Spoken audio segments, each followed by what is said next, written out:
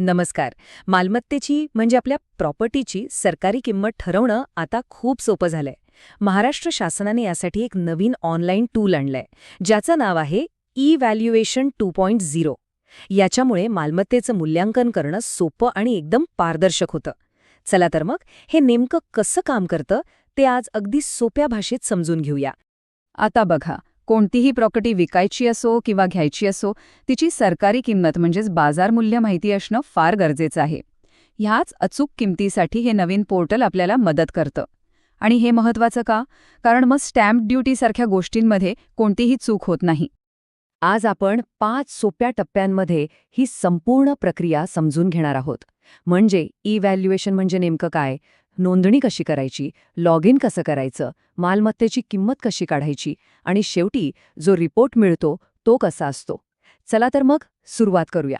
तर ई-व्हॅल्युएशन 2.0 हे दुसरं तिसरं काही नसून महाराष्ट्र शासनाच्या नोंदणी व मुद्रांक विभागाने आपल्यासारख्या नागरिकांसाठी तयार केलेलं एक अधिकृत ऑनलाईन साधन आहे, जे मालमत्तेचं अचूक बाजारमूल्य काढायला मदत करतं.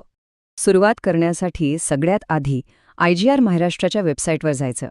तिथे ऑनलाईन सेवा या सेक्शनमध्ये ई-मूल्यांकन 2.0 बीटा व्हर्जन अशी एक लिंक दिसेल. बस त्यावर क्लिक करायचं आहे. चला आता बघूया पहिली आणि सगळ्यात महत्त्वाची पायरी. ह्या सेवेचा वापर करायचा असेल तर आपल्याला एक नवीन खातं म्हणजे अकाउंट तयार करावं लागेल. ही नोंदणी प्रक्रिया खूपच सोपी आहे. फक्त 4 स्टेप्स आहेत. आपल्याला आपली प्राथमिक माहिती भरायची आहे, एक युजर नेम पासवर्ड तयार करायचा आहे आणि आपलं खातं लगेच तयार होऊन जातं. हे बघा, नोंदणी अर्ज 2 मुख्य भागांमध्ये विभागलेला आहे. पहिल्या भागात आपली वैयक्तिक माहिती विचारली जाते, जसं की नाव आणि पत्ता, आणि दुसऱ्या भागात लॉग इन करण्यासाठी एक युजर नेम आणि पासवर्ड सेट करायचा असतो. अगदी सरळ सोपं आहे. एकदा नोंदणी यशस्वीरित्या पूर्ण झाली की पुढचा टप्पा येतो. तो म्हणजे सिस्टममध्ये लॉग इन करून आतल्या सगळ्या टूल्सचा वापर करणं. आता आपण जो युजर नेम आणि पासवर्ड तयार केला होता तो इथे टाकायचा. सोबतच हा खाली दिसणारा कॅप्चा कोड टाकून लॉग इन करायचं. ओके, तर आता आपण या पोर्टलच्या सगळ्यात महत्त्वाच्या भागाकडे आलेलो आहोत. ते म्हणजे मालमत्तेचं खरं बाजारमूल्य कसं काढायचं. चला पाहूया. मूल्यांकनाचा अर्ज उघडल्यावर सगळ्यात आधी मालमत्तेच्या जागेबद्दलची माहिती भरायची आहे, जसं की आर्थिक वर्ष कोणतं आहे, जिल्हा कोणता आणि तालुका कोणता आहे हे निवडायचं आहे. यानंतर एक खूप महत्त्वाचा टप्पा येतो. तो म्हणजे मालमत्तेचा वापर नक्की कशासाठी होतोय हे निवडणं. म्हणजे ती निवासी आहे की औद्योगिक, कारण या निवडीवरच पुढचे प्रश्न अवलंबून असतात. हे बघा, हा अर्ज खूपच डायनॅमिक आहे. याचा अर्थ आपण जसा मालमत्तेचा प्रकार निवडू त्यानुसारच पुढचे प्रश्न विचारले जातात. जसं की बांधकामाचा प्रकार काय आहे, प्रॉपर्टी किती जुनी आहे आणि तिचं क्षेत्रफळ किती आहे. सगळी आवश्यक माहिती भरून झाल्यावर शेवटी गणना आणि जतन करा या बटणावर क्लिक करायचं आहे. हे बटण आपण भरलेल्या सगळ्या माहितीवर प्रक्रिया करून मूल्यांकनाचा रिपोर्ट तयार करतं. तर एवढी सगळी माहिती भरल्यावर आपल्याला काय मिळतं? चला, तो अंतिम मूल्यांकन अहवाल म्हणजे फायनल रिपोर्ट कसा दिसतो ते पाहूया.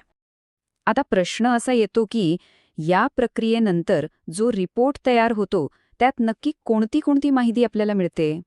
इथे बघा, हा आहे रिपोर्टचा वरचा भाग.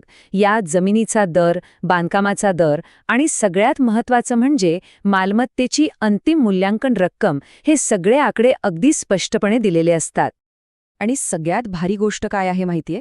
या रिपोर्टच्या खाली हे मूल्यांकन करताना नक्की कोणते नियम वापरले गेले याची स्पष्ट माहिती दिलेली असते. म्हणजे संपूर्ण प्रक्रियेत एक प्रकारची पारदर्शकता राहते. आपल्याला कळतं की ही किंमत नक्की कशी ठरवली गेली आहे. एकदा मूल्यांकन अहवाल मिळाला की आपल्यासमोर 3 पर्याय असतात.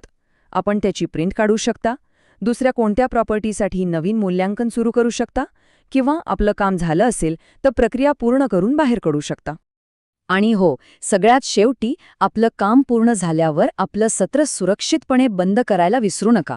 त्यासाठी स्क्रीनच्या वरच्या कोपऱ्यात आपल्या नावावर क्लिक करून साइन आउट बटन निवडायचं आहे.